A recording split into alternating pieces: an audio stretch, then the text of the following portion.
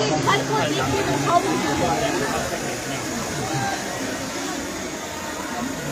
मुझे इस बात का विश्वास हो रहा है कि जनता की आवाज़ निर्भीकता से रखने के लिए आपको बहुत संसाधन होने की आवश्यकता नहीं है। जो ये घर देखेगा मनीष कश्यप का ये खपड़ा, ये टूटे हुए खपड़े, कहीं कहीं कराकट लगी हुई, उसके बाद भी वो साहस कहाँ से आता है, ये एक एग्जाम्पल सेट किया है मनीष कश्यप जी एक 1.5 हजार रुपए के जाके मृतक परिवारों के यहाँ डोनेशन दे देते हैं, लेकिन अपने घर पर टाइल, मार्बल और पत्थर नहीं लगवाते हैं। फिर भी सरकारें इनकी तरफ ध्यान नहीं देती। सरकार की तो बात ही छोड़िए, एक माँ जो बेबस थी, जो रो कर जिनका बुरा हाल था, जो सुप्रीम कोर्ट लेकर हाई कोर्ट तक इस सत्य की लड़ाई को लड़ने का प्रयास करे, यहाँ के लोग उनके साथ नहीं खड़े। नेताओं की मैं बात कर रहा हूँ। देखो, शायद आप उस माँ की बेबसी आज यहाँ पर आए हो तो उन माँ ने 2 बेटे रूप को पाया है और शायद आप उनकी बेबसी समझ पाए हो। समझ रहे हैं और उस अत्याचार का अंत हो।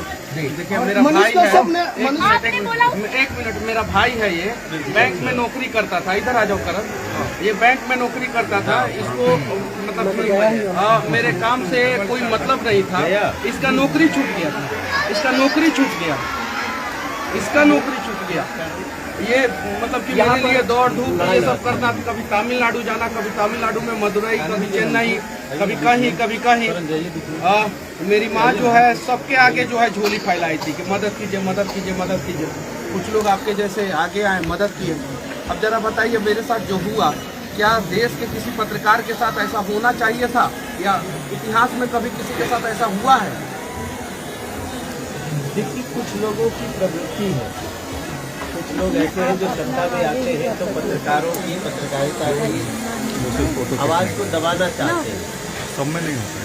आपके साथ साथ हमने कुछ ऐसी घटनाएं देखी, महाराष्ट्र में आई, उन लोगों की सरकार जो आजकल बिहार में है, तो इन्होंने एक पत्रकार को गिरफ्तार किया, उसके ऑफिस से गिरफ्तार किया।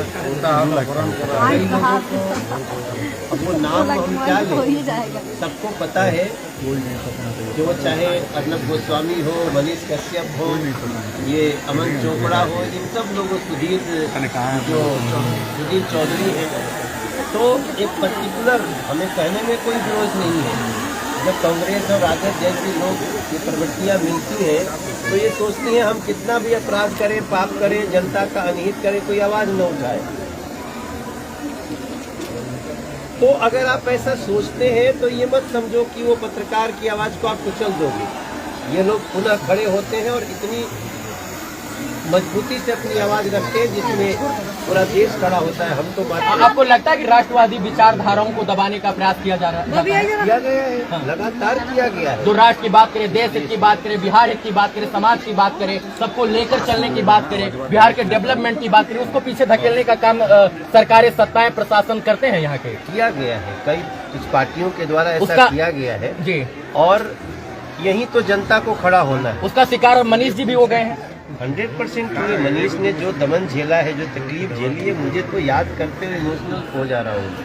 आपने कहा कि मनीष कश्यप के कई वीडियो से मैंने निर्णय भी लिया है, यानी आप भी मनीष कश्यप को फॉलो करते हैं? 100%। हमारा इतना गौरवशाली बेटा है बिहार का वो, तो उसके लिए मुझे गर्व क्यों न हो। और उसके जो संघर्ष हैं उससे बहुत कुछ हमें ऐसा मिला जहां हमें लगा कि एक सांसद के रूप में हमें निकलना चाहिए, एक बिहारी के रूप में हमें निकलना चाहिए, उनको सपोर्ट करना चाहिए।